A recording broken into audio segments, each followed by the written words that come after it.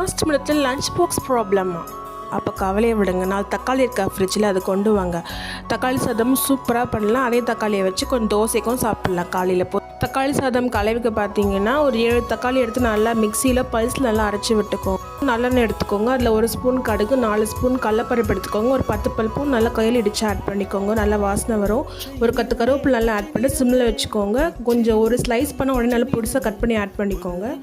வதக்கி வச்சுருக்க உடனே நல்லா ஒரு பக்கமாக தள்ளி வச்சுட்டு அப்படியே அந்த பியூரியை வந்து ஆட் பண்ணிக்கோங்க. தக்காளி பியூரி 2.5 ஸ்பூன் சில்லி பவுடர் ஆட் பண்ணிவிட்டு 1 வரமிளகாய் நல்லா கிள்ளி போட்டுக்கோங்க. நல்லா பச்சை வடை போன உடனே 2 ஸ்பூன் கல்லுப்பு மட்டும் ஆட் பண்ணிக்கோங்க. That's all.